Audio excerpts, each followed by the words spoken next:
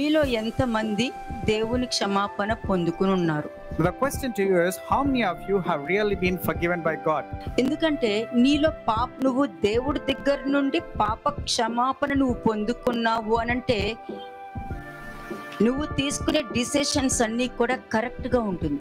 Because if you have been forgiven by God, then your decisions will be really good. నువ్వు దేవుడి నుండి క్షమాపణ పొందుకున్నావు అని చెప్పడానికి ఒక గుర్తు ఏంటంటే నువ్వు తీసుకునే నిర్ణయం. It's all your decisions that you have taken will know that whether you have been forgiven by God or not. నేను నీకు ఏమి ఇయ్యగోరుదునో దాన్ని అడుగు. What I want to give you or wish to give you, that you ask. చాలా మంది నా భారము మీరు తీసుకోండి, మీ భారము నాకు ఇవ్వండి, మీరు వాక్యంలో చెప్పారు కదా అని అడుగుతారు. Many people say, God, you quoted in the scriptures that you will give your yoke to us and you will give your yoke to us and give your yoke to us. నాకు నేర్పించండి అని అంటారు. And you will say, Lord, teach me. నేను మిమ్మల్ని follow అవుతానంటారు. And they would say, I will follow you, Lord. మీరు ఎక్కడికి వెళ్తే అక్కడ నేను వస్తానంటారు. Lord, wherever you go, I will follow you. ఎన్నో మార్గాలు నేను చూసాను, అన్ని నేను ఫెయిల్ అయిపోయాను అని అంటారు. And they also says, I've gone to many paths and many ways, but I have failed. అలా నా సొంత మార్గంలో వెళ్ళి అన్ని నేను ఫెయిల్ అయిపోయాను, నా టైం అంతా వేస్ట్ అయిపోయింది అని అంటారు. And they also say, I have failed by pursuing so many ways and so many places, but I have failed. అప్పటి నుండి ఇప్పుడు వరకు కూడా నేను చెయ్యగలుగుతాను, నేను హ్యాండిల్ చేయగలుగుతాను, నేను చూసుకోగలుగుతాను అని చెప్పుకుంటూనే ఫెయిల్ అయిపోతూ టైం వేస్ట్ చేశానని మనతోనే చెప్తారు. And many people said, I can handle it. I am grown up. I am matured. It's very easy. I'm from a different race. And these are the people who have been constantly failing. And not only that, they come and telling that, yes, I have failed. రాజులకి రాజువి అని చెప్తారు, ఈ ప్రపంచానికే రాజు అని చెప్తావు, ఈ ప్రపంచానికే వెలుగువి, నువ్వు మహిమ కలిగిన వాడు అని చెప్పుకుంటూ ఉంటారు. కానీ నన్ను ప్రేమిస్తున్నారా? లేదు. నా కోసం నిందలు భరిస్తున్నారా? లేదు. నా కోసం ఓపిక కలిగి ఉన్నారా? లేదు. పోనీ ఓపిక లేదు, నా మీద కరుణ కాదు, పక్క వాళ్ళకైనా కరుణ చూపించగలుగుతున్నారా? అది కూడా లేదు. You address God as God supreme, almighty, all powerful, all glorious. You're the King of Kings. But are you able to show that love and affection towards God? Are you able to show that perseverance, giving up all your weaknesses? Or at least are you able to show that patience, love and compassion to the people whom you're able to see? అపరాధము చేతనైనను యెహోవా మీద తిరుగుబాటు చేతనైనను. If it is either rebellion or treachery against the Lord. ఎందుకంటే ప్రతి వాళ్ళు మాట్లాడుకుంటూ వెళ్ళిపోతారు. Because many people keep on talking and they keep on speaking in the air. వాళ్ళ సొంత ఆలోచనతో వెళ్ళిపోతారు. They go with their own understanding. పాప క్షమాపణ పొందుకున్న మనుషుల ఆలోచన ఎలా ఉంటుంది, పాప క్షమాపణ పొందుకోలేని మనుషుల యొక్క ఆలోచన ఎలా ఉంటుంది? How will a person who's got his forgiveness and a person who has not received his forgiveness, their thinking patterns are different. దీనిని బట్టి నీకు పాప క్షమాపణ దొరికిందా లేదా అన్నది తెలుస్తుంది. By this you would know whether you have been truly forgiven or not. పాప క్షమాపణ పొందుకున్న మనుషుల మధ్యలో ఇలాగ నేను ప్రూవ్ చేసుకోని అవసరం లేదు. The people who have received their forgiveness, I don't have to prove to them like this. ప్రవక్తలు ఈ విధంగా ప్రూవ్ చేసుకోని అవసరం లేదు. The prophets need not prove like this. అంతే. ఈ రోజు నువ్వు ఉన్నావు, నీ ముందు నేను ప్రూవ్ చేసుకోవాల్సి వస్తుందా? And today I'm there in front of you. Should I really prove in front of you? Should I keep on requesting you and convincing you who I am? నేను తప్పు చేయలేదు అని నీ దగ్గర ప్రూవ్ చేసుకునే పరిస్థితి ఎదురవుతుందా?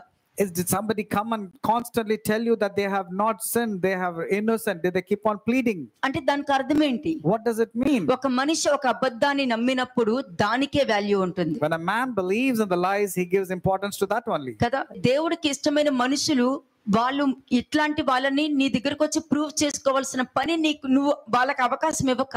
You should not give a chance to any righteous person or a godly person to come and prove that he is innocent. కదా మన వాక్యం ఏం చెప్పా?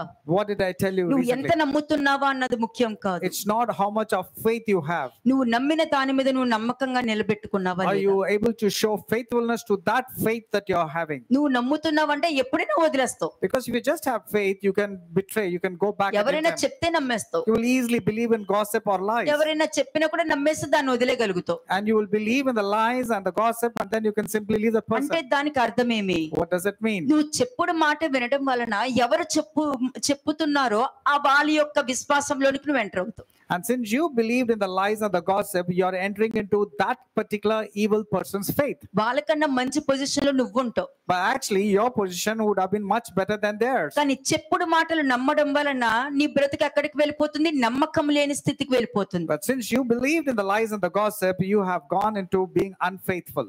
మరి దేవుడు అన్న ఆయన అక్కడ నుంచి చూస్తూ ఉన్నాము అని అంటే అప్పుడు నీ పరిస్థితి ఏంటి? And if God is watching and looking at you, what's going to be your answer? నువ్వు ఏది విత్తుతావో అదే కోస్తావు.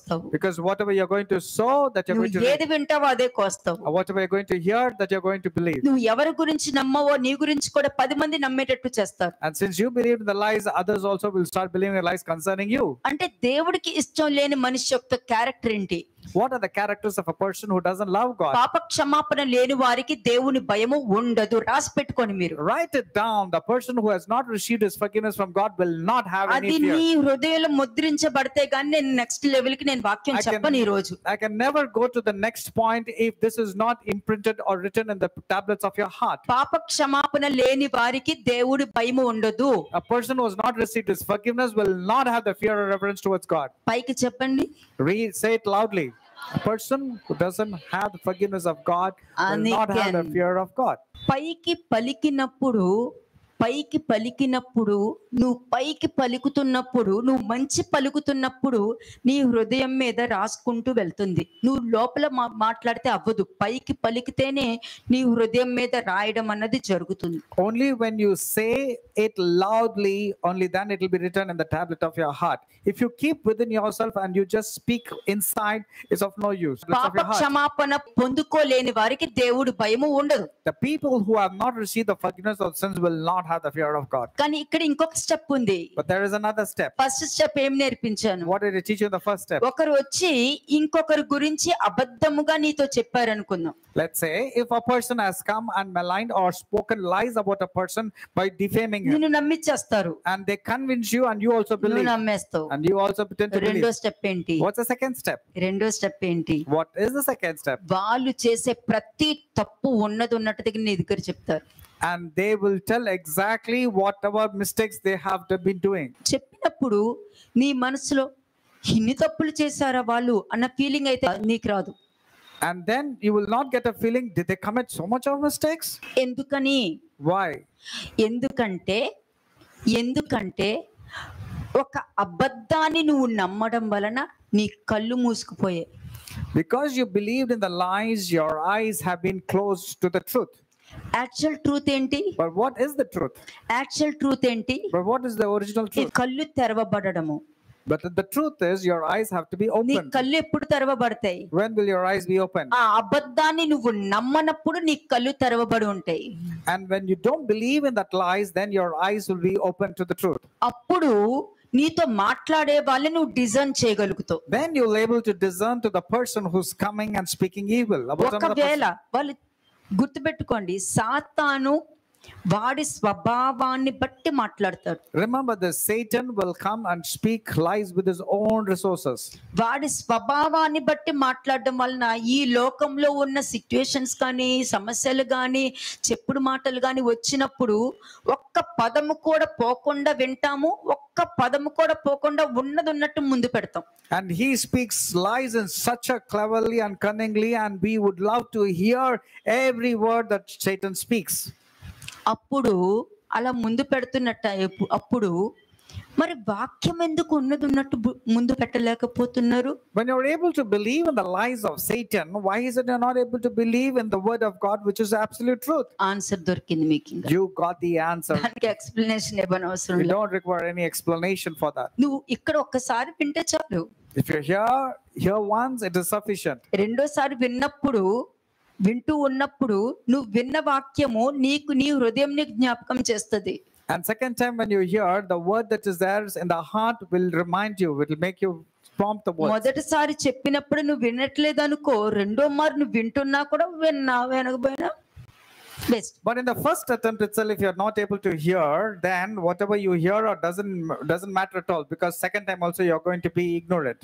అంతే. ఒక మనిషి ఒకరి మీద అబద్ధం నీకు చెప్పినప్పుడు నువ్వు నమ్మేసినప్పుడు వాళ్ళు చేసే పాపాలన్నీ నీ ముందు చెప్తారు. దానివల్ల వాళ్ళకి ఉపయోగం ఉండదు, నీకు ఉపయోగం ఉండదు. When you're believing in the lies and the person is coming telling lies about another person, and they also tell about all the evil that person has committed, there's no point in you believing it or not. నీవు కళ్ళు మూసుకుపోయాయి కాబట్టి వాళ్ళు ఎన్ని తప్పులు పాపాలు భయంకరమైన పాపాలు కూడా నీకు నథింగ్ లాగా కనపడుతుంది. ఎందుకని నీ కళ్ళు మూసుకుపోయాయి.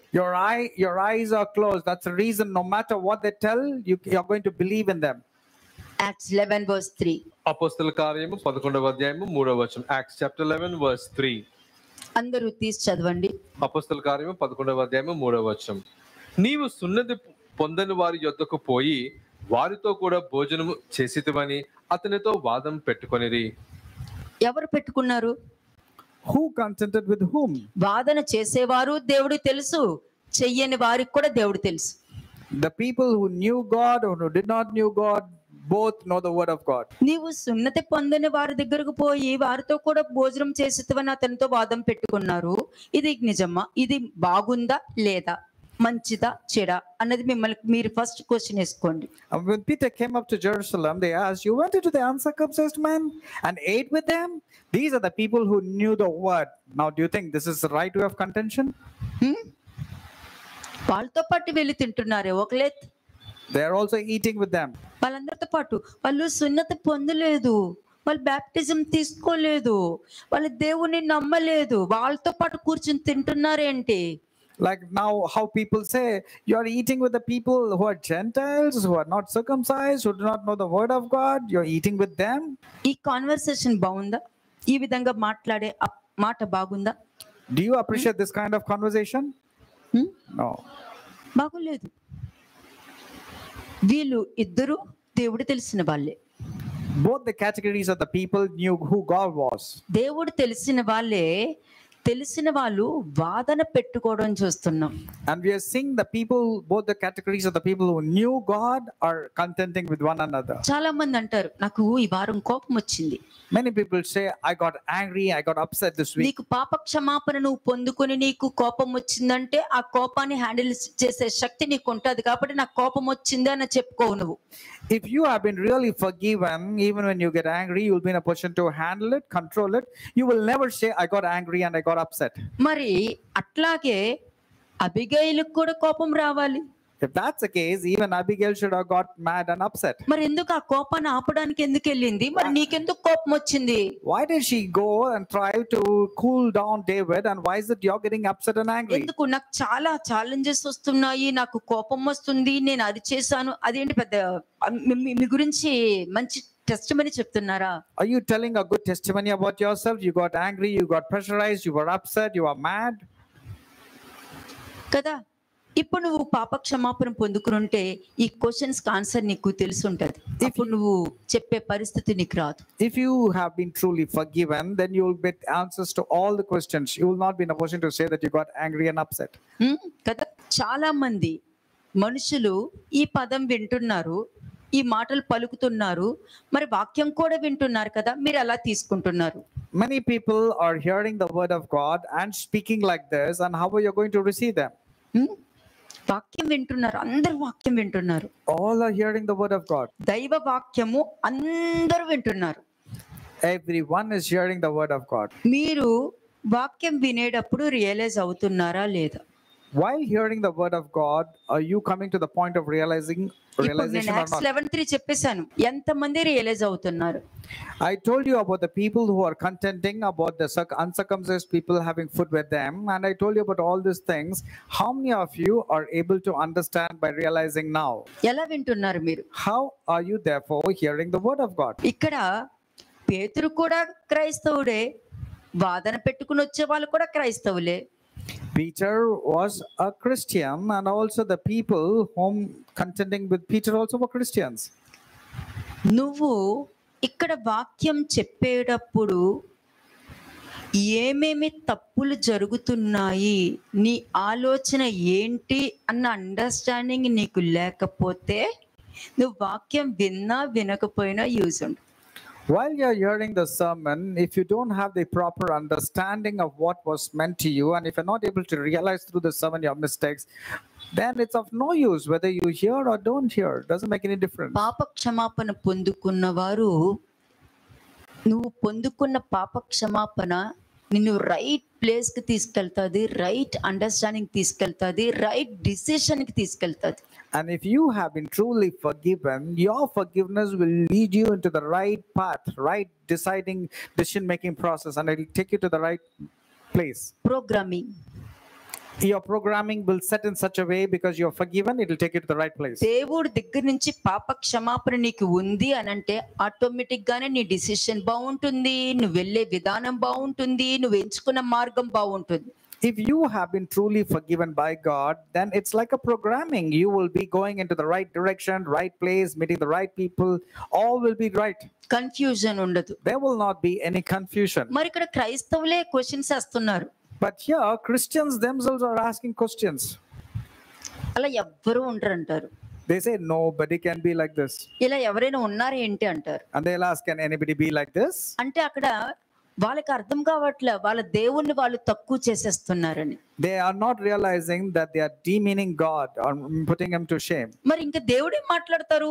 Then how will God speak to them? దేవుడికి ఎలా ఇష్టమో అలా నువ్వు ఉండు అని చెప్పినప్పుడు అలాగే ఎవ్వరూ ఉండరు అన్న క్వశ్చన్ నువ్వు వేసుకుంటున్నావు అని అంటే నీతో దేవుడు ఎలా మాట్లాడతారు? దేవుడు నీకు డిజైనింగ్ గిఫ్ట్ ఎట్లా ఇస్తారు? దేవుడు నీకు ఒక మార్గం ఎలా చూపిస్తారు? ఒకసారి క్వశ్చన్ వేసుకోండి. When God himself is telling, this is the path, this is how you need to conduct yourself, and then you go about telling, no one can live like this, no one can be holy and righteous, then how can you hear the word of God and how can you know about him? కదా, భలే భలే భలే మనుషులు ఎట్లాగంటే వాళ్ళకు అనుగుణంగా దన మాటలు మార్చేసుకుంటారు. People keep on shifting themselves in different mindsets like a chameleon. వాక్యం ముందు పెట్టామంటే పాత నిబంధన అంటారు. If you keep the word of God, they say, no, this is an Old Testament word. వాక్యం ముందు పెట్టామంటే ఆ కొత్త న్యూ టెస్టమెంటే, కానీ అపోస్తలుల బోధలోనే ఉన్నాం మేము. But if you keep the word of God from the New Testament, they'll say, yeah, it's from the New Testament, but we are there in the apostles' doctrine. లేదనుకో, పాత నిబంధన కాదు, క్రొత్త నిబంధన కాదు, మేము ప్రవక్తలను అడుగుతాం, ప్రవక్తలు దేవుని అడిగి మాకు ఇస్తారు. They'll say, forget about the Old Testament. In New Testament, we'll ask the prophets, and prophets will ask God, and they will tell an answer to us. జ్ఞానం లేదు, వివేకం లేదు, గ్రహింపు లేదు, వాక్యం లేదు, బద్ధకస్తులైపోయారు. There's no wisdom, there's no understanding, there's no word of God. They have become sluggish and lazy. వాళ్ళ ఇష్టమే. ఇప్పుడు వాక్యం అన్నది ముందు పెట్టినప్పుడు వాక్యానికి నీకు ఉండవలసిన రిలేషన్షిప్ ఏంటంటే, ఈ తప్పు చెయ్యొద్దు అని వాక్యం నీ దగ్గరకు వచ్చినప్పుడు నేను చెయ్యొద్దు అన్నట్టు ఉండాలి. అంటే మీ ఇద్దరు రిలేషన్షిప్ ఇట్లా ఉండాలి. The relationship between you and the word of God should be like this. When the word of God comes to you and say, do not do this mistake, you should immediately reciprocate and say, yes, I will not do this mistake. ఆ place లో నువ్వు ఇలా ఎవరైనా ఉంటారేంటి అని అన్నావంటే నువ్వు ఆ పాపంలో ఉన్నావు. నీకు దేవుడి దగ్గర నుంచి పాప క్షమాపణ లేదు కాబట్టి దేవుడు వాక్యము ప్రతి దానికి ఏదో ఒకటి ముందు పెట్టి మాట్లాడుతూ ఉంటావు. But instead of responding like this, if you say, can anybody be holy and righteous, means there is no word of God inside you and you have not been truly forgiven by God. మరి వీళ్ళెవరు? Who are these people? వీళ్ళందరూ పేతురు దగ్గరకు వచ్చి వాళ్ళు మాట్లాడుతున్నారు కదా, నువ్వు సున్నతి పొందని వారి దగ్గరకు పోయి వారితో కూడా భోజనం చేసావని గొడవ పెట్టుకుంటున్నారంట. And when Peter came up from Jerusalem, those of the circumcision contend with him, saying, you went into the uncircumcised man and ate with them? మరి ఇక్కడ వీళ్ళు సున్నతి పొందిన విశ్వాసులు. They are the children who have been circumcised and who are of faith. అంటే దేవుని నమ్మి, ఆత్మని నమ్మి, పరిశుద్ధాత్మ అభిషేకం పొందుకొని బాప్తిస్మం తీసుకున్నాము అన్న మత రక్తానికి స్ట్రాంగ్ గా ఉన్న మనుషులు అన్నమాట. These are the people who believed in God the Father, the Son, received the anointing of the Holy Spirit, take baptism, and they are very strongly deep rooted in religion, telling that they have been saved. దేవుడు నమ్ముతున్నానంటారు, They say, I believe in God. పరిశుద్ధాత్మ అభిషేకం పొందుకున్నా అంటున్నారు, And they say they have received the anointing of the Holy త్రిత్వాన్ని Spirit. They నమ్ముతున్నానంటారు, say they believe in Trinity. బాప్తిజం తీసుకున్నాను అంటారు. And they also say they have been baptized. అంటూ ప్రాచీన జీవితాలను విడిచిపెట్టకుండా ఉన్న క్రైస్తవ జీవితం అన్నమాట. These are all the Christians who are not let go of their old sins, old characters in them. వీళ్ళు మనుషులు కల్పించిన పద్ధతులు నమ్ముతారు కానీ దేవుడు కల్పించిన పద్ధతులు నమ్మరు. మీరు ఒక్కసారి ఆలోచించుకోండి, ఈ లోకంలో దేవుడు పెట్టిన రూల్స్ కి ఎక్కువ విలువ ఉన్నాయా, మనుషులు పెట్టిన రూల్స్ కి ఎక్కువ విలువ ఉన్నాయా అన్నది సంఘంలో వెతుక్కుంటే దొరుకుతుంది మీకు. These kind of people ardently follow the rules set by men and not the rules set by God. And you can search from every church whether people are giving importance to the rules set by God or giving importance to the rules set by men. కదా, Mark 7:7-9 లిఖిత్ శుభోతో. Mark chapter 7 versus 7-9. Mark సువార్త 7వ అధ్యాయము 7 నుంచి 9 వచనములు.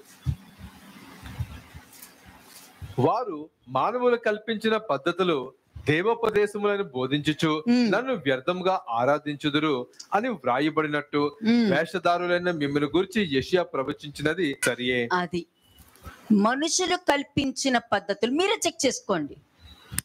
ఆ కాలంలో ఏ అపోస్తలులు కూడా గొయ్యి కోసం ఇంపార్టెంట్ ఇవ్వలేదు. దేవాలయం కట్టాలి, దేవాలయం కట్టాలి, దేవాలయం కట్టాలని దానికి ఇంపార్టెన్స్ ఇవ్వలేదు.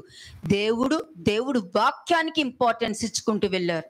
Even the times during the Acts of the Apostles, it is clearly mentioned that they did not give importance to religion or to the church or the physical building, but they said only to the word of God is the most important thing. They did not give importance to religion or the customs. ఆలోచించండి మీరే.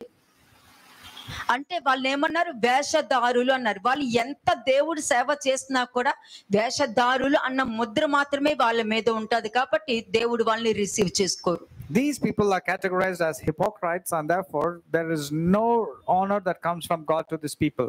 కదా, ఎందుకంటే వాళ్ళకి కనికరము గాని జాలి గాని ప్రేమ గాని ఉండదు, మతము మాత్రమే ఉంటుంది. They don't follow anything to do with love, mercy or compassion, but they give so much of importance to the traditions and customs. నీకు చెప్పినవన్నీ మనుషులు కల్పించినవి నువ్వు పొందుకున్నావా, దేవుడు కల్పించింది పొందుకున్నావా అన్నది ఒక్కసారి నీకు నువ్వే చెక్ చేసుకో. నువ్వు ఇక్కడున్నా కూడా చెక్ చేసుకో. Wherever you are, either here or online or later when you're going to hear, whether you are following to the man-made rules according to the Lord or God-made rules. మీరు దేవుని ఆజ్ఞని విడిచిపెట్టి అయిపోయింది ఖతం. The word of God is very clearly saying you have laid aside the commandment of God, but you're holding on to the tradition of men. ఈ రోజు నువ్వేం చేస్తున్నావు? What are you doing? నువ్వు దేవుని ఆజ్ఞని విడిచిపెట్టావు అని అంటే దానికి అర్థము దేవుని పాప క్షమాపణ, ఆయన నీకు ఇచ్చిన పాప క్షమాపణ అలా పక్కన పెట్టావు, తర్వాత చూసుకుందామని. You have kept the forgiveness of God aside, but you're giving importance to the tradition of men. పక్కన పెట్టి Job 21st chapter లో చెప్పుకుంటూ వెళ్ళాను కదా, దాని మీద దృష్టి పెడుతున్నారు అందరూ. Whatever is mentioned in Job chapter 21 about the wicked people, they are focusing on that. మరి ఇక్కడ Acts 11:3 లో ఉన్న వాళ్ళు ఎవరు వీళ్ళు? Who are these people mentioned in Acts chapter 11 verse 3? ఇక్కడ మార్క్ 7:7-9 verses లో చెప్పిన వాళ్ళందరూ వాక్యమే. ఇలా వాక్యాలు పట్టుకుని రోజు తెగ వాక్యం చెప్తారు, ఇంకొకరికి బోధిస్తారు, వాక్యం ప్రకటించుకుంటూ వెళ్తారు, అన్ని ఆచారాలు చేస్తారు, ఇలాగ వాదిస్తూ ఉంటారు. In English it's mentioned in Mark chapter 7 verses 6-9. Who are these people? They keep the word of God, they say the word of God, they pray, they do all sorts of things, but their hearts are far away from God. అంటే దేవుని ఆజ్ఞని విడిచిపెట్టి ఇప్పుడు నువ్వు పాప క్షమాపణ పొందుకున్నావు అనంటే దేవుడికి ఏది ఇష్టమో అది చేయడానికే నీ శరీరము, నీ ఘటము ఉపయోగపడుతుంది.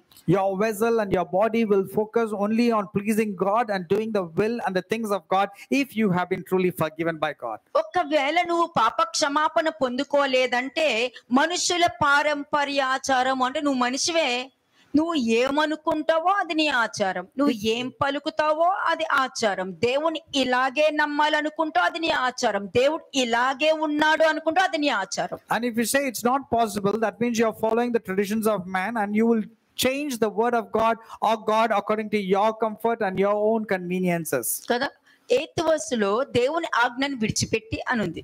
In the 8th verse, it is said they have set aside or laying aside the commandment of God. ఈ 9th వచనంలో చూస్తే మీరు అనుకున్నది జరగాలని మొండి పట్టుదల పట్టి దేవుని ఆజ్ఞను బొత్తిగా నిరాకరించుదురు. బొత్తిగా అంటే అచ్చా పక్కన పెట్టండి, ఎప్పుడు చూసినా వాక్యం వాక్యం అంటారు అని దాన్ని పక్కన పెడతారు. And in verse 9 it says, he said to them, all too well you reject the commandment of God that you may keep your tradition. That means you're just not bothered about the commandment of God, but you're highly focusing on the tradition of man. ఇక్కడ పేతురు దేవుడు చెప్పింది చెప్పినట్టు చేస్తున్నాడు. Here Peter is doing absolutely whatever God is telling him to do. కానీ వాళ్ళు ఏం చేస్తున్నారు? But what are the people who are following religion are doing? కదా, అంటే దేవుడు చెప్పినట్టు పేతురు చేసుకుంటూ వెళ్తున్నాడు. Peter is doing whatever the will of God is. మనుషులు ఏమంటారు? But what will people say? పేతురు పద్ధతులు మీరాడు. They will immediately pass a comment that Peter has trespassed. He has gone beyond the law. They go and contend with them. అదే ప్రతి వాళ్ళకి ఏంటంటే చెప్పులకు ఇచ్చిన విలువ, చెప్పులు అక్కడ వదిలేసేసి లోపలికి వచ్చే విలువ దేవుడికి ఎవరు? Many people in churches, they say keep your footwear outside, don't bring your footwear inside. అది నీ They give the ఆచారమే. importance to the footwear, not to God, not to the word of God. That's your tradition. అది నీ ఇష్టం, అది That is your choice. That's your opinion. That's your opinion. మోషేతో చెప్పారు కదా అని అన్నది కాదు. You cannot say he told to Moses. మోషేతో చెప్పారు కదా అని కాదు. It's not like he told to Moses. మొట్టమొదటిసారి మోషేకి దేవుడు తెలియదు. The first and more important thing is Moses did not know who God అక్కడ was. చెప్పులు విడు అన్న పదం రావడానికి కారణము నేను ఎవరో నువ్వు తెలుసుకో అని అర్థం. It actually means you should know who God is. That's the meaning of it when God was అంత telling గొప్ప Moses to దేవుడి pick మీద up the దృష్టి పెట్టలా. They did not focus on the great God, the great I am. అంత వెలుగు మీద దృష్టి పెట్టలా. They did not focus, he did not focus on the great చెప్పుల మీద light. దృష్టి పెట్టినారు. The people were focusing on the footwear, not on God. ముసుగు మీద ఇంపార్టెంట్ ఇస్తారు. They're giving importance to putting on the veil. ముసుగులోకి ఏమేం చేస్తారో, But keeping within the veil, what all secret things they do. ముసుగేసుకుని ఏం చూస్తావు నాకు తెలియదు. You put on a veil and you do not know what all you see. ముసుగేసుకుని ఏం చూస్తావు?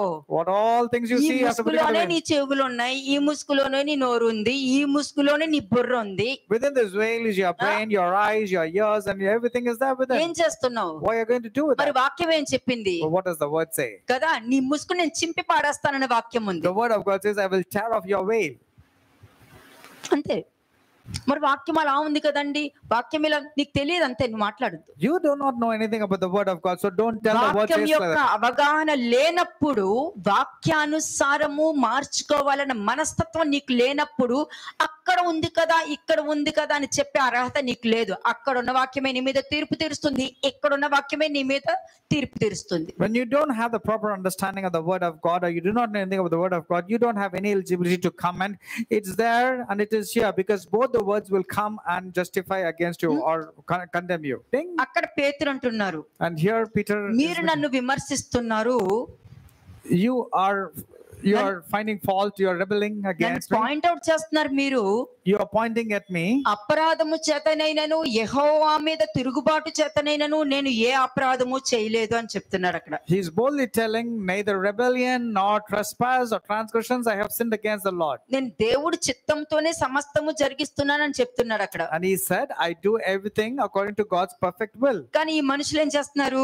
Murmuring grumbling చేస్తున్నారు. These people are complaining and murmuring and grumbling. నేను దేవుడి చిత్తం జరిగించానని చెప్తున్నా కూడా మర్మరింగ్ గ్రంబ్లింగ్ చేస్తున్నారు. ఇప్పుడు పాప క్షమాపణ పొందుకున్న వారికి దేవుడి వాక్యం చెప్పినప్పుడు వెంటనే ఆగుతారు, తగ్గించుకుని ఉంటారు. When a person whose sins have been forgiven, and when he hears the word of God, they will ponder, they will wait, they will humble వినడానికి themselves, ఇష్టపడతారు. they will give importance to hear. పాప క్షమాపణ లేని వారు వినరు, rebellious character. The people who have not received the forgiveness of sins will have a rebellious నువ్వు మనిషి character. మీద రెబల్ గా ఉండట్లేదు, దేవుడి మీద రెబలియస్ గా బిహేవ్ చేస్తున్నావు అనేది నువ్వు realise You are not realizing that you are not rebelling against men, but you are rebelling against God himself. కదా.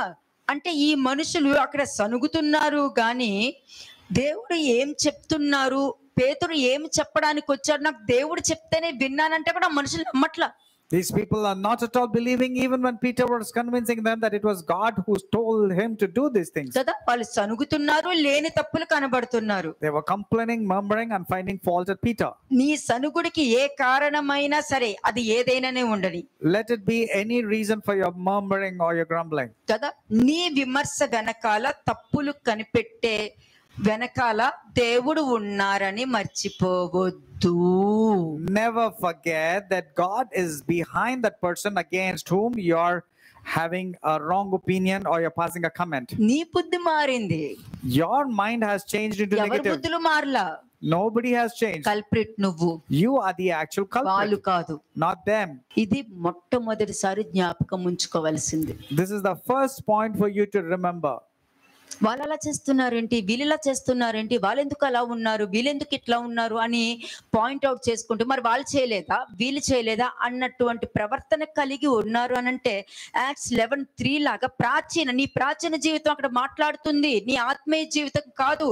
నీకు క్షమాపణ లేని జీవితం అక్కడ మాట్లాడుతుంది, క్షమాపణ పొందుకున్న జీవితం కాదు.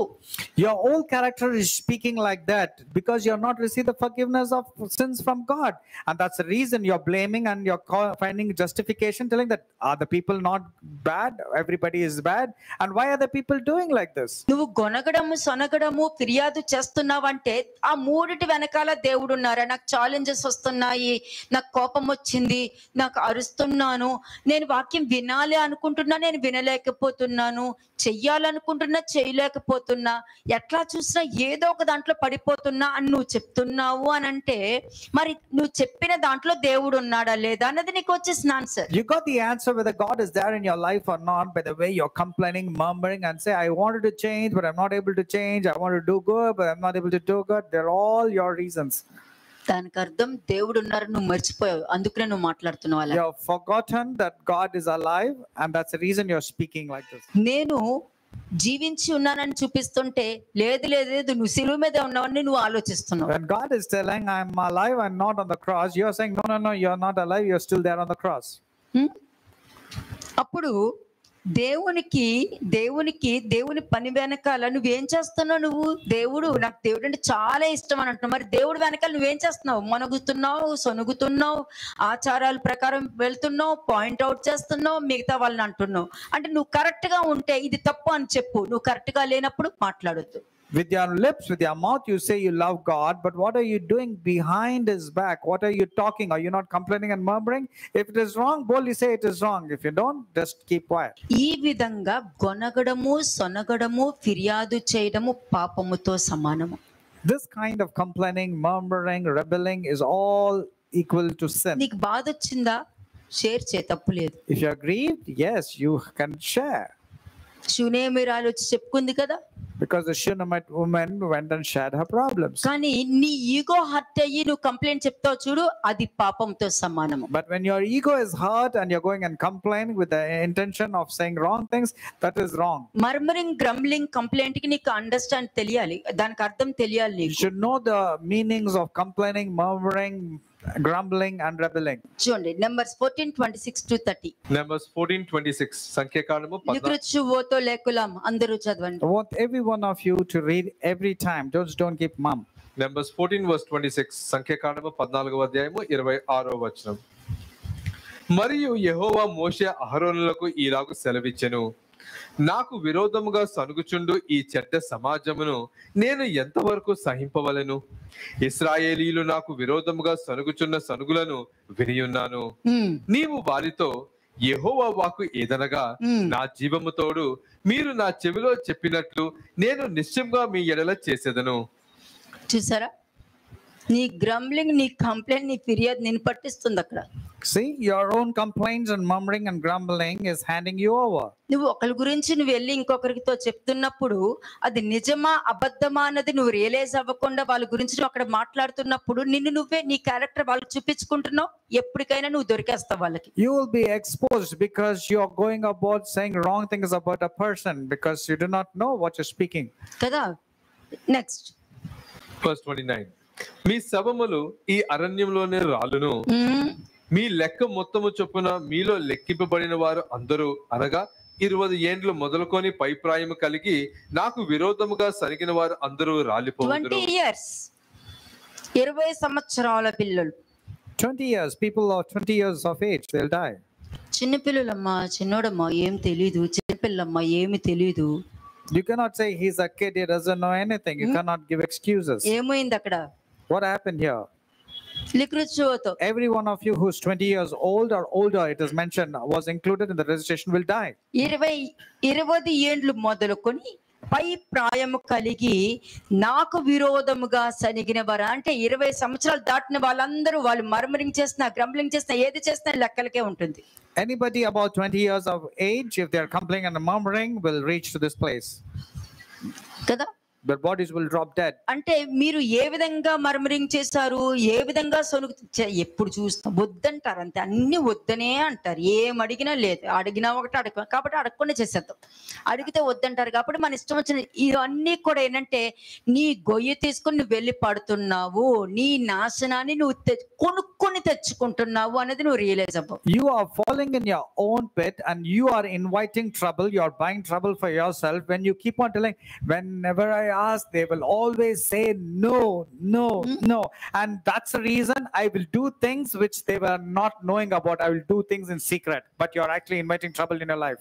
ఏ సంఘమైన దేవుడి కన్నా ఎక్కువ డబ్బుకు విలువ ఇచ్చారనుకో, ఆ డబ్బే వాళ్ళు మింగేస్తుంది.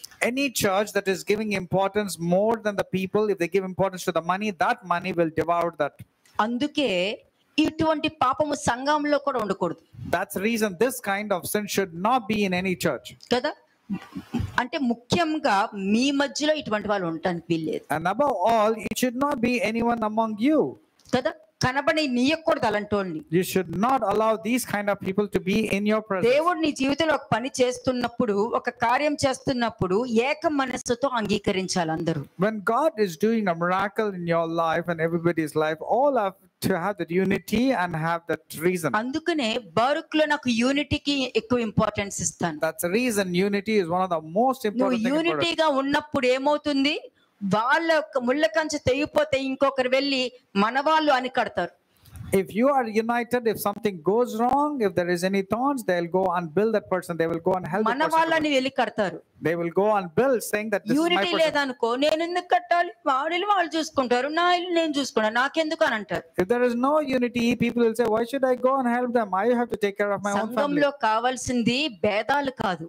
In any church, there should not be any వాళ్ళు differences. ఎక్కువ వీళ్ళు ఎక్కువ కాదు. It's not like this person is greater రెండు than the other. అభిప్రాయాలు కాదు. It's not two opinions. వాక్యం ఒకటే వింటున్నావు, You're all hearing the same word. ఈ విధంగా రెండో అభిప్రాయం కలిగి వచ్చి అలా చేస్తున్నారేంటి ఇలా చేస్తున్నారేంటి అని అన్నావంటే నీలో యూనిటీ లేదు. There is no unity in you if you say, why are they doing like this? Why are మనం they saying like unity this? ఉన్నామంటే ప్రతి ఒక్కరిల్లు మనందరం వెళ్ళి కట్టొచ్చు. If you have unity, you can go on building to each and everyone's house. Current లేదా ఇంకొకరు వెళ్ళి తీసుకెళ్ళిస్తారు. If there is no power, you'll go and give an నీళ్లు electricity లేదా power. ఇంకొకరు తీసుకెళ్ళిస్తారు. If there is no water, you'll go about నీకు giving water. Unity లేదనుకో, ఎవ్వరు నీకేం తీసుకొచ్చి ఇవ్వరు. అంటే దేవుడు ఆశీర్వదించాలన్నా నిన్ను ఆశీర్వదించాలని దేవుడికి మనసే ఉండదు.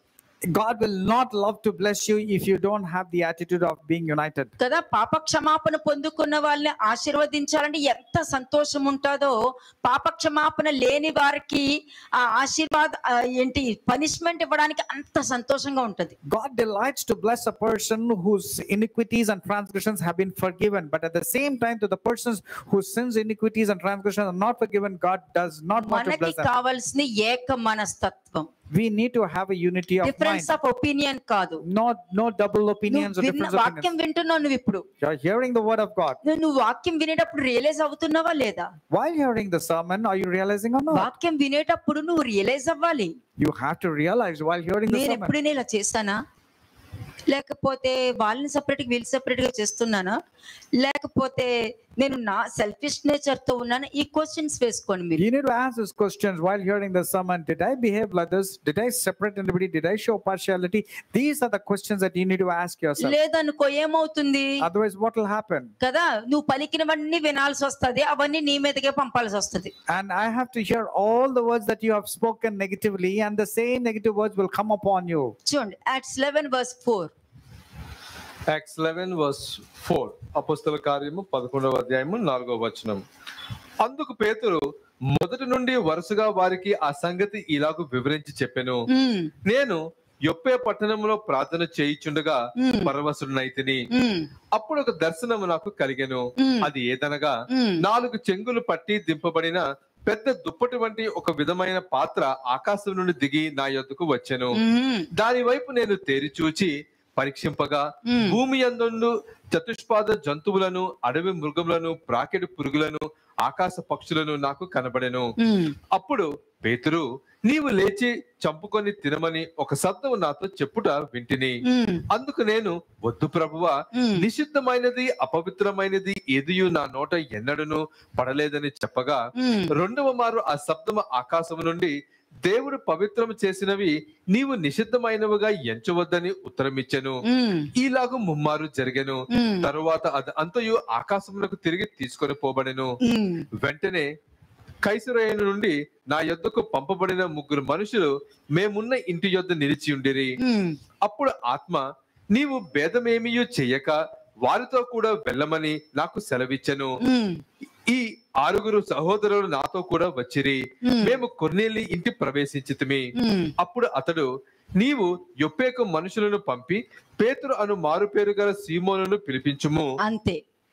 ఈ విషయము ఎవరైతే పేతురుని పాయింట్అవుట్ చేస్తున్నారో వాళ్ళకి ప్రతిదీ ఉన్నట్టు ఎక్స్ప్లెయిన్ చేశాడు. ఈ విధంగా నీ దగ్గరకు వచ్చి ఎవరైనా మాట్లాడినప్పుడు ఉన్నది ఉన్నట్టు నువ్వు ఎక్స్ప్లెయిన్ చేయగలుగుతున్నావా? నాకెందుకులే, వాళ్ళ పాపాన్ని వాళ్ళే పోతారు, తర్వాత చూసుకుందాంలే అని అనుకుంటున్నావా? Peter was explaining what exactly happened in the vision to those people, and that's what he was doing. Now, what about you? Are you telling, or are you just not bothered about what's happening to others? కదా, ఈ వచనాలలో నాకు దేవుడు బయలుపరిచిన విధానాన్ని వాళ్ళకి చెప్పుకుంటూ వెళ్ళాడు పేతురు. And here Peter was explaining about how he got the vision 3 times and how that vision came to pass. ఎవరితో కూర్చుని తింటున్నానని మీరు నన్ను పాయింట్అవుట్ చేశారో వాళ్ళందరి మీద దేవుని యొక్క పరిశుద్ధాత్మ అభిషేకం వచ్చింది. ఈ ప్రపంచంలో ఎవరిని కూడా తృణీకరించొద్దు, ఎవరిని అవమానపరచొద్దు, ఎవరి విశ్వాసం మీద కూడా బురద చల్లొద్దు. And these are the people who receive the anointing of the Holy Spirit also. Therefore, you never have to blame anybody, never rub your opinions upon అలా them. చేసావంటే నీకున్న విశ్వాసం పోతుంది. If that's the case, your faith will be gone away in stray.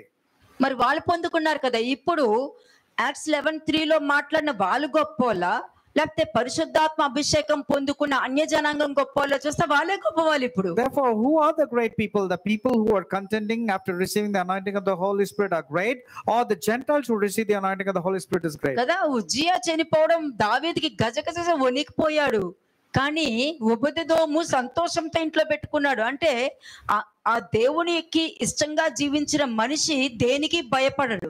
When Uzzah died, David was trembling because he touched the Ark of the Covenant. But the same Ark of the Covenant was there in Obed-Edom's house, and he was blessed. Those sins who have been forgiven, they will be immensely blessed, and they will not have any fear. అపోస్తలు పౌలు బాప్తిస్మం తీసుకోక ముందే అతనికి ఆత్మాభిషేకం జరిగింది. Apostle Paul received the anointing of the Holy Spirit even before he could be baptized. అంటే ఏమంటే వాక్యాన్ని ఆచార ప్రకారం బోధించేది వేరే, దేవుడు నాతో ఏం మాట్లాడాలనుకున్నారో అది ఉన్నట్టు ప్రజలకు నేర్పించేది వేరే. There's a lot of differences between teaching and preaching according to human understanding, and the other way of preaching and teaching is receiving from God and speaking the things as it is. ఇక్కడ జరిగిన దాంట్లో వాళ్ళు point out చేశారు, కానీ పేతురు దేవుడు చెప్పిందే విన్నారు. ఇప్పుడు చెప్పు, నువ్వు పాయింట్అవుట్ చేసే దాంట్లో ఉన్నావా, దేవుడు చెప్పింది చెప్పినట్టు వినే దాంట్లో ఉన్నావా, చేసే దాంట్లో ఉన్నావా? These people were pointing out at Peter and finding fault at him because of the tradition, and Peter was doing the exact will of God. Now you tell me, are you that category of person who's pointing at others, or are you doing the will of God? What are you doing? దీనిని బట్టి చూస్తే దేవుడు పరిశుద్ధాత్మ అభిషేకము యూదులకి క్రైస్తవులకే కాదు అందరికీ ఇవ్వగలుగుతారు. This clearly defines that God is able to give salvation to anybody. He can save anybody. It's his wish. ఇది నువ్వు గ్రహించాలి. This you ought to understand. సర్వ శరీరులకు దేవుడను, సర్వ శరీర ఆత్మలకు దేవుడను, సర్వ శరీర ఆత్మలకు దేవుడినైన నేను అని చెప్తున్నా. Here God says, I am a God of all flesh and all souls belong to me. And that mighty God is saying this to you. నా వాక్యం ప్రపంచంలో ఎవరైనా వినొచ్చు. Anybody can hear to the sermon that is coming అందరికీ from you. సహాయం చేసేటట్టు ఉండాలి. This should be useful to మత every person. ప్రచారం కాదు, మత ప్రచారము క్రైస్తవులకు మాత్రమే సరిపోతుంది. It's not preaching about Christianity, but you have to preach about Christ and gospel of Christ. Otherwise, if you're preaching Christianity, సర్వ మానవాళి కోసం వచ్చారే గాని క్రైస్తవుల కోసం రాలేదు. He did not come for Christians alone. He came for every person in the world. నమ్మిన వారు మాత్రమే లోకం నుండి ఏర్పరచబడతారు. The people who are faithful only will be separated from the world. ఇది ఈ సత్యము ప్రతి వాళ్ళు గ్రహిస్తేనే ఎవరిని కూడా మనము చెదిరించుకోము. వాళ్ళు వీళ్ళలాగా వాళ్ళది చేశారు, వాళ్ళు భోజనం తినొద్దు, ఇవన్నీ చేసుకుంటూ వెళ్తారు. You will not cause an annoyance to anybody or cause offense to anybody if you come to this kind of truth. And you will not say, I will not eat that food, I will not go అబద్ధం to that చెప్పడం place. మానే అంటే వినరు, బూతులు మాట్లాడడం మానే అంటే వినరు. గాని మరి వాక్యం చెప్పింది కదా నేను అలా చెయ్యాలని, వాక్యం చెప్పింది కదా ముసుకేసుకోవాలని, వాక్యం చెప్పింది కదా బంగారం తీసేయమని, వాక్యం చెప్పింది కదా తెల్ల బట్టలే కట్టుకోవాలని, ఇవన్నీ చేయగలుగుతారు. కానీ అబద్ధం మాత్రం మానలేరు, తప్పుడు చూపు చూడటం మానలేరు, బ్యాడ్ వర్డ్స్ మాట్లాడడం మీరు మానలేరు, చెప్పుడు మాటలు వినడం మాట్లాడరు, తప్పుడు మాటలు పలకడం కూడా మానరు. When it comes to the point of telling lies or saying wrong things or saying bad words, you have not quit from these kind of things. But when it comes to the traditions like putting on the veil, you say you have to put on the veil, you should leave your footwear, you should follow all the traditions. Why is it that you're not able to let go of those things? కదా, నువ్వు ఏది మార్చుకోవాలో అది పక్కన పెట్టి నీకు ఏది నచ్చిందో అది తీసుకుని నువ్వు వాక్యం జరిగించి నీకు నచ్చింది నువ్వు పక్కన పెట్టేస్తున్నావు అంటే అది కరెక్ట్ కాదు. నీ లైఫ్ కి ఇప్పుడు నువ్వు ఆహారం తింటున్నావు అంటే నీ శరీరానికి ఉపయోగపడుతుందని నువ్వు తింటున్నావు. What is actually required from God that you're not doing, but what is required by men that you're following? For example, food is very important and you're eating for the sake of your body. అలాగే నువ్వు చేసేది దేనికి చేస్తున్నావు, నీ శరీరానికి చేస్తున్నావా నీ ఆత్మకు చేస్తున్నావా అన్నది నీకు తెలిసి ఉండాలి. You need to know whether you're feeding your body or you're feeding your spirit. అక్కడ పేతురు మొత్తం వివరించి ఏమన్నాడు తెలుసా? Do you know what Peter told? మీరు నన్ను ఎక్కడ పాయింట్ అవుట్ చేస్తారో అని చెప్పి, మీరు నన్ను చూడక ముందునే నేను వీళ్ళ మధ్యలో నుంచి వెళ్ళిపోయి నేను దేవుడికే అపరాధిగా తీర్పు తీర్చబడ్డాను, మీకు ఆ విషయం తెలుసునా అని అడుగుతాడు. And then Peter goes about telling, do you know that I have not rebelled or transgressed against the Lord? కదా 15 to 17 వర్సెస్ చూడండి అక్కడ. Acts chapter 11 verses 15 to 17. అపోస్తల కార్యం 11వ అధ్యాయం 15, 16, 17 వచనములు. మాటలు ఆరంభించినప్పుడు పరిశుద్ధాత్మ మొదట మన మీదకి దిగిన ప్రకారము వారి మీదకి దిగను.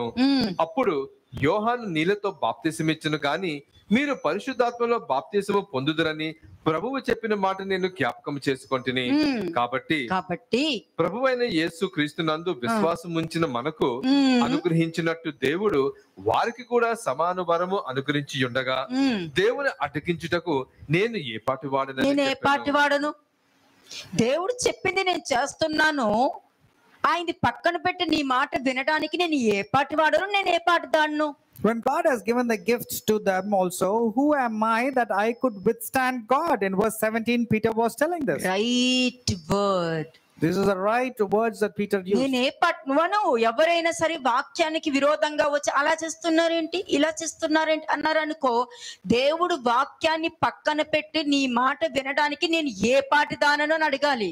And when somebody is coming and pointing at you concerning the word of God, you says, who am I to withstand against God, that I should go in against God's way? కదా దబూదేమంటారు, నీ సన్నిధిలో ఉండటానికి నీ సన్నిధిలో నేను నిలబడటానికి నేను ఏ party వాడను, నా కుటుంబం ఏ పార్టీది అని అడుగుతున్నాడు అక్కడ.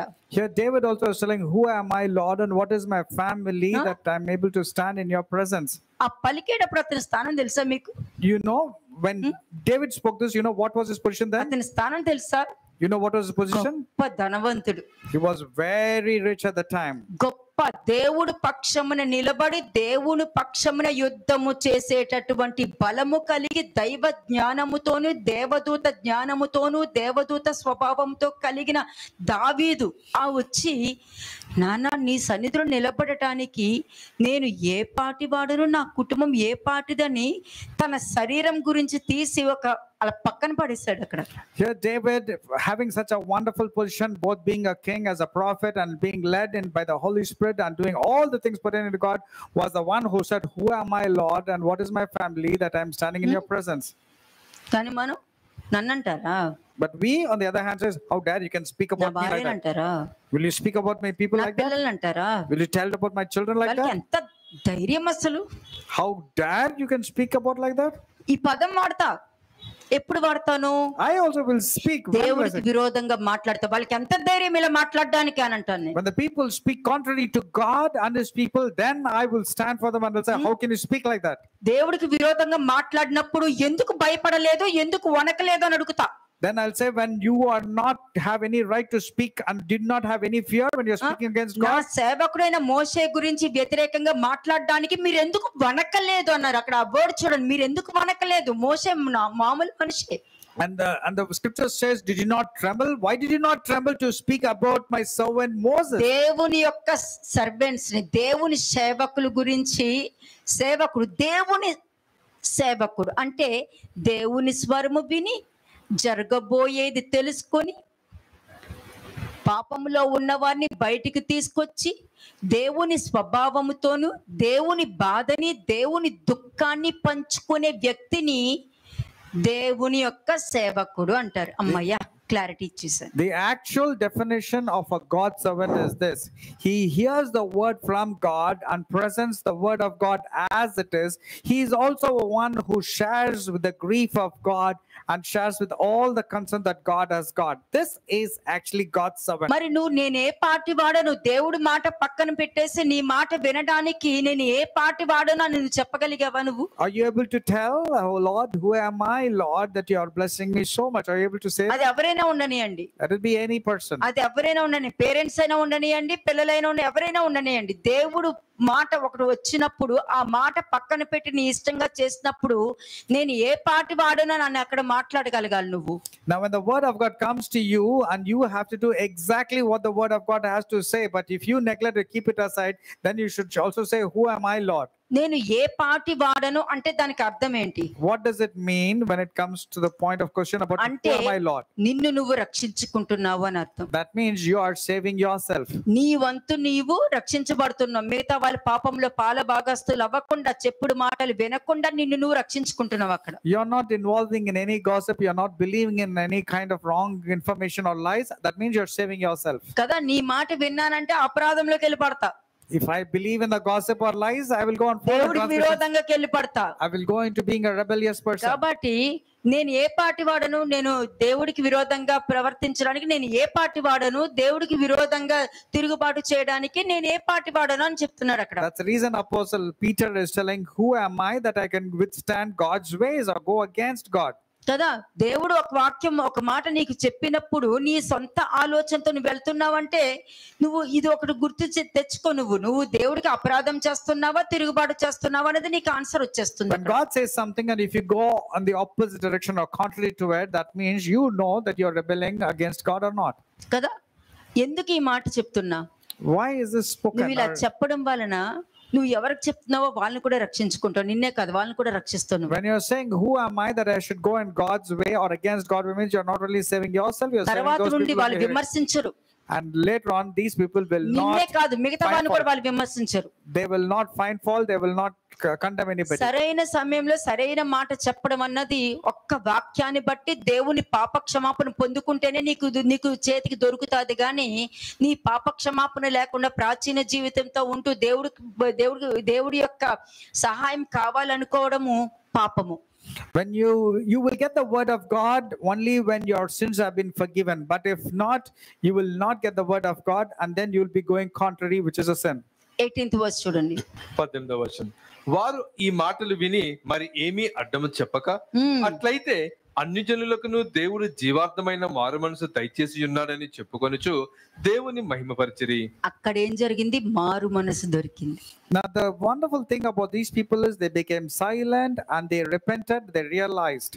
కదా, చెప్పుడు మాట వినే ముందు ఈ విధంగా నువ్వు మాట్లాడాలి. ఎవరైనా నీకు చెప్పినప్పుడు నువ్వు వాళ్ళకి చెప్పావనుకో, నిన్ను నువ్వు రక్షించుకుంటావు, వాళ్ళని కూడా రక్షిస్తావు. When somebody is coming and telling anything, means this is how you should speak. Therefore, you'll be saving yourself and you'll be saving them also. లేదనుకో, వాళ్ళు చెప్పిన మాట నువ్వు వినేస్తావు. నువ్వు నమ్మిన తర్వాత నీ కళ్ళు మూసుకుపోతాయి. వాళ్ళ పాపాలన్నీ బయట పడినా కూడా నువ్వు వాళ్ళు చేసే ప్రతి పాపంలో నువ్వు పాలభాగస్తులు అయిపోతావు. And if you believe in the lies or the gossip, then your eyes will be closed to the truth. And not only that, all the person's sins and all who has come and told you, their sins, iniquity, curses will come upon you. కదా, నమ్మకుండా నువ్వు నేను ఏ party వాడను, ఇవన్నీ విని నేనేం చేయగలుగుతా, నేను ఏ party వాడను వీటికి ఇవన్నీ వినడానికి అనేది కూడా నువ్వు వినడం మానేయాలి. You should quit listening to gossip or any lies and rather you say, who am I to listen to this? Who am I to listen to this kind of అప్పుడు things? నిన్ను బట్టి అనేక మంది రక్షింపబడతారు, పశ్చాత్తాపడతారు, దేవుడు సమస్తము చేయగలడని దేవుని స్తుతిస్తారు వాళ్ళు. Then many people will be saved. Not only that, they will repent and they will also glorify God. కదా, చూడండి Acts 1:24. Acts chapter 1 verse 24. అపోస్తల కార్యము 1వ అధ్యాయము 24వ వచనం. ఇట్లనే ప్రార్థన చేసిరి.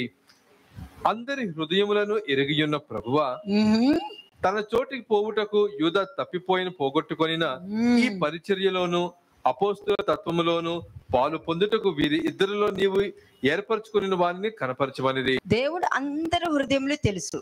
God knows each and every person's heart. దేవుడికి అందరి హృదయంలో తెలుసు. God knows the heart of every కానీ person. ఆయనకు తెలుసు అని నీ దగ్గర బయలుపరచు. But he will not reveal that he knows every person's నువ్వు heart. చెప్పింది వింటారంతే. He will just listen. నువ్వు చెప్పింది వింటారంతే. He will only listen to what you're saying. ఎందుకంటే నీ యూదా ఏ చోటికి వెళ్ళాలనుకున్నాడో ఆ చోటికి నువ్వు వెళ్తున్నావా లేదా అన్నది నువ్వు చెప్పే చెప్పుడు మాటల్లోనే ఉంటది. It all depends upon the gossip that you're speaking or hearing. Wherever Judas has gone, so it will always be to you. కదా, ఇప్పుడు ఒకరు వచ్చి నీకు చెప్పుడు మాటలు చెప్తున్నారు. One person is coming and telling you a gossip. నీకేం గుర్తుండాలి? First What should you remember and speak? అందరి హృదయాలు దేవుడికి తెలుసు కాబట్టి ఆ హృదయం నాకు తెలియదు కాబట్టి ఇందులోకి నేను రావద్దు, నేను ఏ పాటి వాడిని ఇలాంటి వాడి జోలికి వెళ్ళడానికి. You will simply say, God knows every heart and God knows every thought and heart. Therefore, I'm not going to involve in this person who's speaking to me because I do not know what his heart. వచ్చి చెప్పారనుకో, నేను ఏ పాటి దానమ్మా నీ మాట వినడానికి. If the children are coming and telling also, you say, who am I that I'm going to believe in you? You should say. అంతే. చెప్పుడు మాటలు చెప్పినా ఎవరి గురించి అని కంప్లీట్ చెప్పినప్పుడు ఇవన్నీ నాకు చెప్పకమ్మా, నాకు ఇవన్నీ చెప్పకమ్మా, ఏదైనా ఉంటే కావాలని నువ్వు ప్రవక్త దగ్గరికి వెళ్ళి చెప్పు, వాళ్ళకి వెళ్ళి చెప్పు, నాకు చెప్పకమ్మా అనండి. The better thing is you should say, look, don't tell anything to me and there's no point also, and who am I that I have to listen to this? Rather you go to the prophets, they will hear you. కదా, ఇందాక ఏం చెప్పాను, చెప్పుడు మాట వినడం వల్ల కళ్ళు మూసుకుపోతుంది. కళ్ళు మూసుకున్న వెంటనే వాళ్ళ పాపాలన్నీ ముందు పెట్టి వాళ్ళకి చెప్పుకున్నా కూడా వాళ్ళకి చీమ కుట్టినట్టు కూడా ఉండదు, అవునా అని వదిలేస్తారు. When you're listening to some gossip and you're believing in the lies, your eyes will be closed to every truth. And if that person tells about all the weaknesses and the evil things that the person has done, you will not even feel the pinch like the biting of an ant also. You will simply believe in John them. 2:17 చూడండమ్మా. John chapter 2 verse 17. యోహాను సువార్త 2వ అధ్యాయము 17వ వచనం. నీ ఇంటిని గూర్చిన ఆసక్తి నన్ను భక్షించునని వ్రాయబడి ఉన్నట్టు జ్ఞాపకము చేసుకొనిరి. అంతే. His disciples remember that it was written, the zeal for your house has eaten me up. నీ ఇంటిని గూర్చిన ఆసక్తి. అందుకే పేతురు దేవుడు చెప్పింది చెప్పినట్టు చేశాడు.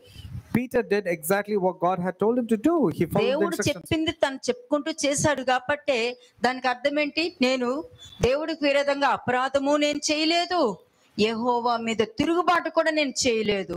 That's the reason he said, I have not gone rebellious against God, neither have I transgressed against him. అంటే దేవుని ఇంటి గురించిన ఆసక్తి నీలో ఉంది కాబట్టి నేను ఏ పాటి వాడిని దేవుడి విరోధంగా వినడానికి, దేవుడి విరోధంగా నేను చెప్పుడు మాటలు వినడానికి, తప్పుడు మాటలు పలకడానికి. When you have the zeal for God's house, you will immediately say, who am I that I have to do contrary things to God, and who am I that I should listen to any gossip? 24 verse. 24వ వచనం. John chapter 2 verse 24. అయితే యేసు అందరినీ ఎరిగినవాడు కనుక ఆయన తన్ను వారి వశము చేసుకొనలేదు. అయిపోయిందా? దేవుడు లోకమును ఎంతో ప్రేమించెను ప్రేమించెను ప్రేమించెను ప్రేమించెను ప్రేమించెను అని అన్నారు కదా. You keep on telling that God loves the world and he keep on saving every person. లోకంలో ఉన్న అందరినీ తెలుసుకున్న వారిమే. Yes, he knows every person in the world. అందరినీ చేర్చుకోలేదు. But he did not gather, he did not commit himself to everybody. ప్రతి మనిషి హృదయంలో ఉన్నది నేను ఎరుగుదును. God knows each and every person's thoughts and hearts. కాబట్టి ఏ మనిషి నా కొరకు మాట్లాడిన అవసరం లేదు, నాకు సాక్ష్యం కూడా పలకన అవసరం లేదు. No one need to talk about themselves and no one needs to tell or justify about themselves. యేసుక్రీస్తు ప్రభువు నీ పాపాల కోసం చనిపోయారని చెప్పకు. ఫస్ట్ నువ్వు చెప్పుకో, నీ పాపాల కోసం కూడా చనిపోయారని. You don't have to go about telling that Jesus Christ died on the cross for your sins. First remember that he died on the cross for your sins. ఎదుటోళ్ళకి బోధించగలుగుతాం బాగానే. It's very easy to preach to others. Shalom.